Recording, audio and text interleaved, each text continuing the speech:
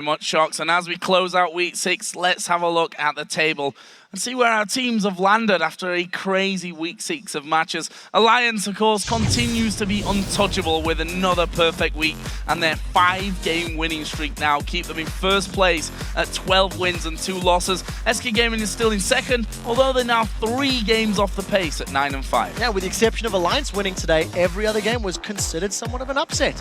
Millennium continue their run in third place, where they have 8 wins and 6 losses, having taken down SK today. Then we have Fnatic and the Super Hard crew now tied for 4th at 7 and 7. And here are the 5 players who've impressed us the most in their positions this week. Starting off in the top lane with Millennium's Kevin. He played a 3-0-9 Aatrox against SK Gaming today. Looked amazing. Yeah, one of the things that was most impressive was just how effectively he used his teleports and his dives. It helped Millennium pick up that win, and it's definitely playing into that pick style of gameplay that his team is trending towards. And in the jungle, Alliance has shocked someone who's becoming a regular in our OP players at the end of the week. He was involved once again in 15 of the 26 kills over the 2 games for Alliance this week. Yeah, it is interesting to see it's taken him 6 full months to get to this level. He was the most anticipated jungler and has stepped up, able to make good plays.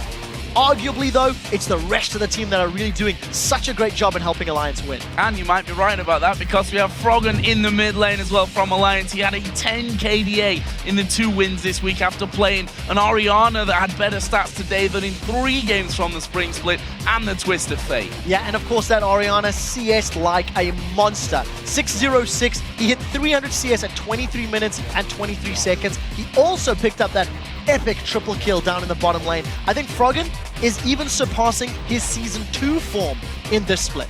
And we're keeping up the trend of Alliance, because our AD carry this week is Tabs. 9 kills he's taken, 73% kill participation in the 2 wins. Played in the with the Caitlyn and the Lucian, and just looking so on form. So the best thing about Tabs is how he's adapted to the itemization. The Caitlyn that he played on 4.10, he went IE into Static Shiv and destroyed with it. The next day, he plays Lucian into Caitlyn, goes Ghostblade as well as Blade of the Ruined King, once again taking down Caitlyn. He's got the 2nd most kills as an AD carry for the week, and he was, again, a very big factor in Alliance's victories. And in the support position, a return to Thresh Prince form for Edward this week. 26 assists he's managed to pick up over the course of the week. Yeah, his Thresh yesterday was really impressive, and the return of Big Boss Eddie on the Thresh is definitely something everybody else needs to be aware of.